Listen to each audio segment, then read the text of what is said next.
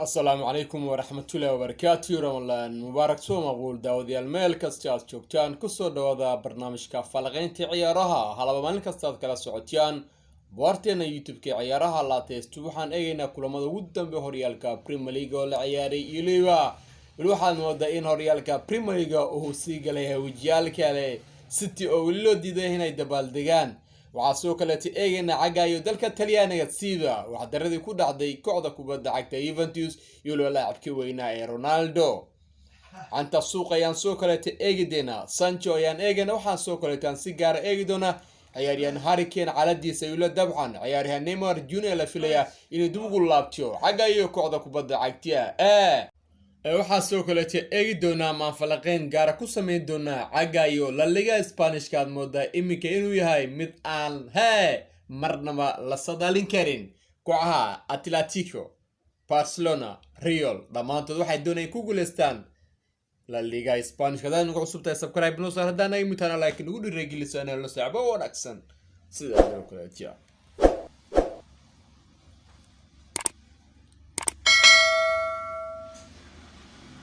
رمضان مبارك مركل يعني لنا هيدا وضيال ميل كاستوات جوكتان كسو دوادا برنامجكا فلغين تعيارها مانتان كوغي دون هريالا ذاك الدوان اقارضها يوروبا سيبا دان كوبلان كولانكا شليتو دحمرين ناديغا استون فيلا iyo wiliba Manchester United ayaan Torreira goal dahabi oo fantastic oo dhalay kooxdiisa kubadda cagta ee Aston Villa sina ay kooxdaasi ay la wareegtay hogaaminta kulankaasi qaybtii hore aad moodaa in ciyaartu ku soo dilaatay hal ever ay kooxda Villa ay ku hogaamin qaybtii labaad markii la isku soo laabtay ayaan Bruno Fernandes ayaa gool kulaad u dhalay Manchester United halka goolka labaad oo fantastiga oo dhalay ciyaaryahanka da'da ee Greenwood waana gool aad moodo inuu yahay amaba u noqday mid u galay taariikhda kadib markuu dhalay goolkiisii 16aad ciyaareedkan waana ciyaaryahan ka yar 20 sano sida waxa sameeyay Wayne Rooney oo dhalay kooxda kubadda cagta Manchester United hal ciyaar isagoo ka yar da'diisa 20 gool kooxda kubadda cagta Manchester United imika waxaan moodaa in rikoorkaasi uu la wareegay ciyaaryahan Greenwood wuxuu haystaa fursad dahabi oo goolalka lagu dhalin karo naadiga Manchester United maadaama ay dhowr kulan ka harsan yihiin horyaalka Premier League iyo waliba soo kaleetii fursad haysto inuu ciyaaro kulanka finalka ee derby ay kooxda kubadda cagta Manchester United la balansatay naadiga Villarreal 26 bishan ku jirno ee May ciyaaryahan Wayne Rooney ayaa iminka tababaraha kooxda kubadda cagta derby ka ciyaarta heerka labaad ee horyaalka dalka Ingiriiska soo kaleetii ka badbaadiyay kooxdiisa inaysan dib ugu laaban heerka ugu dambeeya ee dalkaasi waxaana soo kaleetii goolkii saddexaad ay u baahatay naadiga Manchester United u dhalay ciyaaryahan Cavani waxaan moodaa in iminka la marka tobnaad ee Manchester United awaarihiisa dhanka gool dhalinta oo iminka ka bacay dhibgibihanba Ronaldo suuga tagay Manchester United lambarka tobnaad ayaa moodaa in keed la geliyay sahaati dhowr ciyaaryahan ayaa qaatay lambarkaas oo ay kamid yihiin ciyaaryahan Owen Di Maria iyo waliba ciyaartoy kale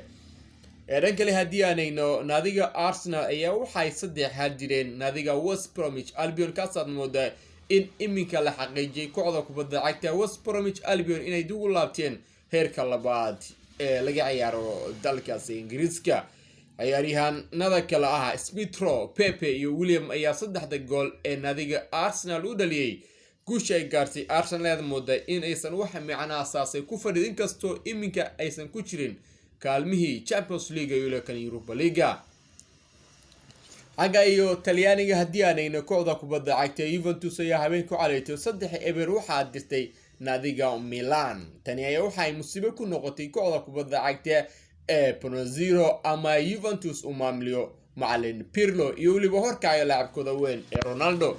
iminka hadii aanayno kala horeyntii ee Serie A Talyaaniga kooxda kubadda cagta Juventus ayaa hadda ku jirto kaalintii shanaad hadii aysan ku dhamaato waxaad moodaa in Ronaldo markii uu horeyso laga yaabo inuu ka ciyaaro Europa League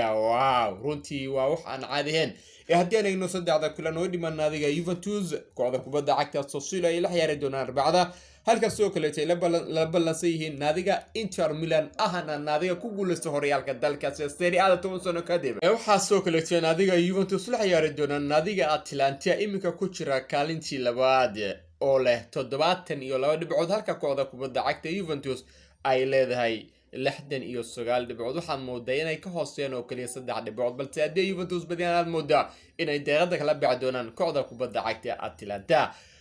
dhan kale haddii aan eegno naadiga Manchester United tigo taageerayaasheeda ayaa aad u soo dhaweeyay waxdaradii ku dhacday kooxda kubadda cagta Juventus taas ay dheeso in Ronaldo marnaba aqbali doono inuu ka ciyaaro Europa League tani ayaa waxaa fursad dahab siinaysa in Ronaldo dib ugu laabtiyo garoonka Old Trafford una ciyaaro Manchester United dhammaan taageerayaasha United ayaa aad u jecel in Ronaldo marun dib ugu soo laabto garoonka Old Trafford oo inta badan uu ku soo anbacay intuusan ku biirin naadiga Real Madrid Los Blancos oo kala guuleystay dhowr koob sida Champions League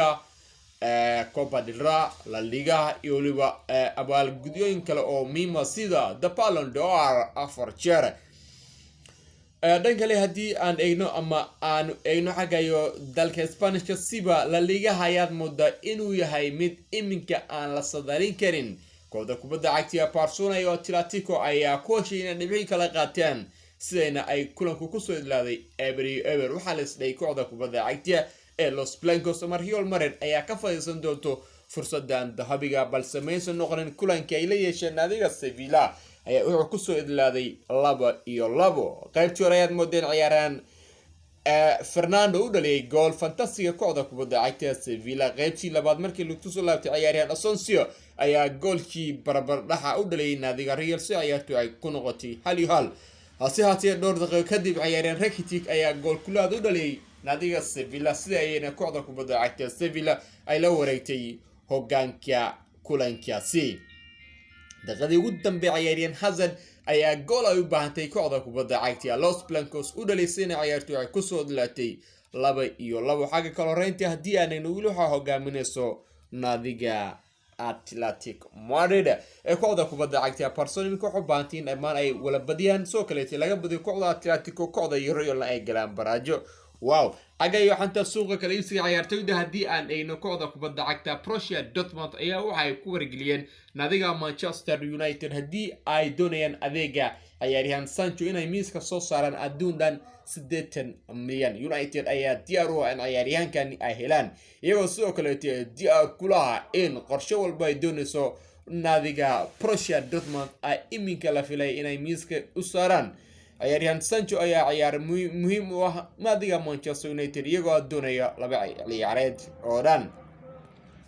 waxaa soo kale naadiga Manchester United ay doonayaan ciyaaryahan Harry Kane لاعب ahna kabtanka ahna ciyaaryahan u ciyaara iminka kooxda kubadda cagta Tottenham Hotspur ciyaaryahankan ayaa naf ahaantiisa jecel inuu iska tago White Hart Lane si ugu biiro naadiga Manchester United wuxuu doonaya inuu ku guuleysto koobab si uu noqdo ama mid u gala taariikh ahaan ciyaaryahankan ayaa moodeen sanadihii la soo dhaaftay noqonaya ciyaaryahan ku goolasho badan horyaalka Ingiriiska soo kale inta ku guuleystay dhowr jeer inuu noqdo لاعب ku wanaagsan ama ugu qatarsan dhanka gooldhalinta horyaalka EPL-ka ciyaaryahan Neymar Jr ayaa soo kale tilifilay inuu dib ugu laabto cagaayo kooxda kubadda cagta Barcelona ciyaaryahan Neymar Jr ayaa moodaa inuu soo qaraxsanay iminka joogista magaalada Paris siba kooxda kubadda cagta PSG waxaan uu doonayaa inuu mar kale la muddo saaxiibkiisa Lionel Messi haddii aan dib ugu laabano taariikhda kooxda kubadda cagta PSG aad moodaa in iminka ay hogaaminayso horyaalka dalkaasi kooxda kubadda cagta Lille ee soo kale la filay labada kulan ugu dambeeyay haddii ay Lille badiso ay ku guuleysan doonto